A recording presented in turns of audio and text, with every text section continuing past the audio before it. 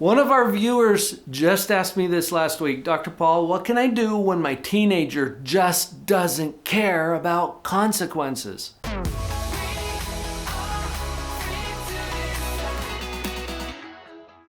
Hi, I'm Dr. Paul Jenkins, a child and family psychologist. We're going to bust 3 powerful myths today that will put you in a whole different position with your teen. Here's myth number 1. My teenager just doesn't care about consequences. It's not true. Teenagers and people in general do everything that they do because of the consequences. Let's look at the word first. Consequence. Consequence. The Latin roots to that word literally mean something that follows with something else. Every choice has a consequence.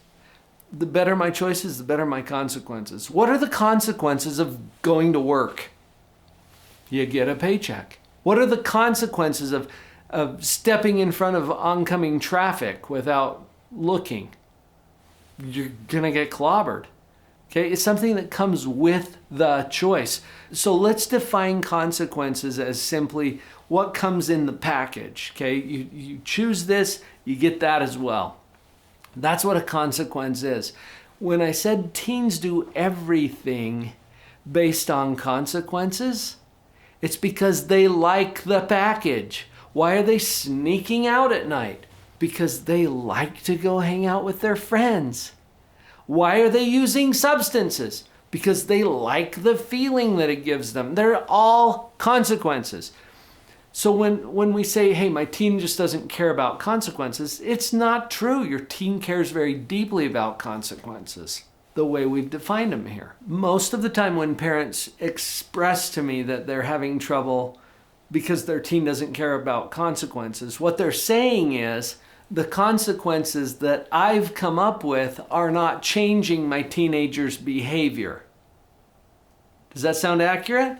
So it's not that they don't care about consequences, it's that I can't change their behavior with the consequences I've been choosing. So let's own that for a minute. I'm going to give you a way to address that as well. But I think we've just busted myth number 1. My teen just doesn't care about consequences. Not true. Busted. Okay, myth number 2. I've tried consequences with my teen, but they just won't do them. Okay, first of all, I'm thinking, wait a minute, your teen won't do them? What kind of consequences are you picking? Something that requires cooperation? Because if you require cooperation for whatever consequences you're choosing, then you're up against a real problem if your teen is on what I call stage 1. Quick version. There are 3 stages of moral development. Stage 1 is the least mature. It's all about being selfish, self-centered. It's about refusing to cooperate. You don't get any cooperation on stage 1. It's defiance, anger, yelling. Any of this sound familiar? Stage 2 is when you get cooperation. You give up the fighting in exchange for cooperation and compliance, and you'll go along and you'll be reasonable and communicate. That's stage 2. Stage 3 is the highest level. That's where you're truly mature and responsible and you practice empathy and service and all that fun stuff. Stage 3. When our kids or our teens are on stage 1, they're not cooperating. So in this myth that, I give my kids consequences, but they won't do them, you're talking about stage 2 consequences that you're using for stage 1 teenagers. That's a problem with consequence selection. Not with your teen. Your teen's on stage 1, you just have to pick consequences that don't require cooperation. In other words, you can enforce it whether they want to or not, even whether they know about it or not. These are the kinds of consequences we use when we're on stage 1. That can be confusing to some parents the first time I explain it. So I've done some of the work for you. Go to this URL, drpauljenkins.com/consequences. What you're going to find there is a list of consequences that do not require cooperation. I've done some of the work for you so that you don't have to sit there and scratch your head. Just go get it And then we'll use that as a brainstorming list to come up with consequences that don't require cooperation. This changes the game. I think myth number 2, totally busted.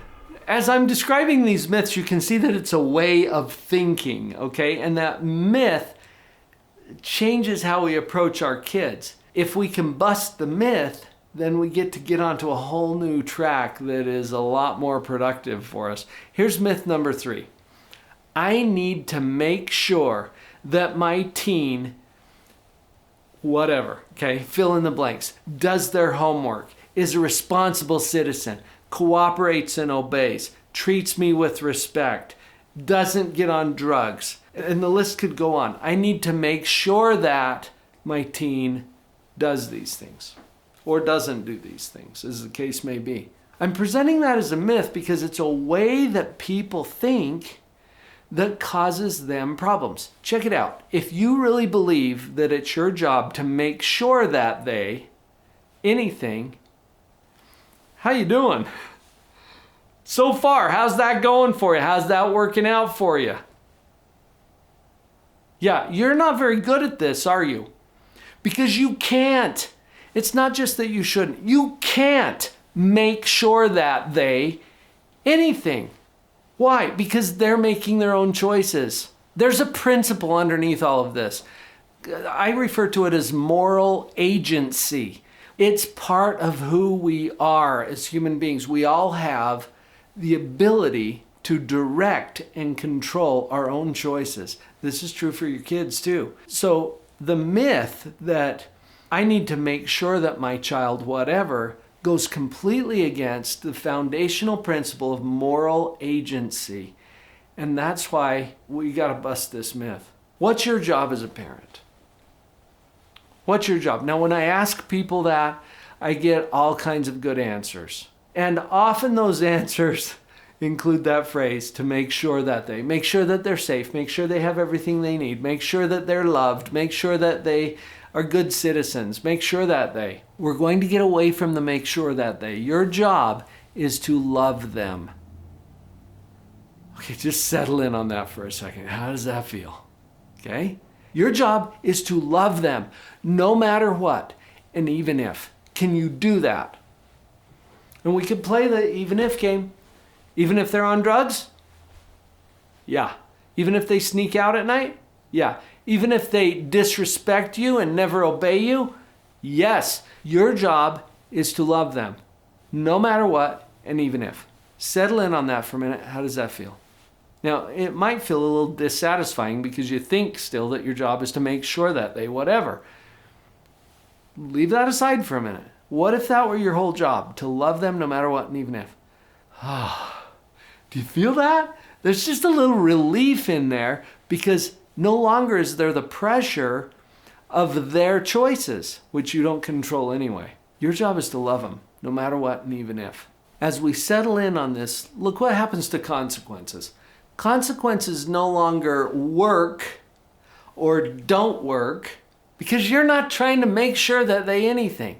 Consequences are simply part of the package of their choice. You are honoring their choice. This allows you as a parent to step back, to detach from the outcomes a little bit, and to pleasantly enforce the consequence simply as honoring their choice. You're taking away my phone? No, I'm honoring your choice because the choices you made don't include having a device. Do you see how it changes your position as a parent? This is a game changer. It's not your job to make sure that anything. You can't do it, and it just frustrates you and makes them mad when you do. I think this myth is busted. Totally busted.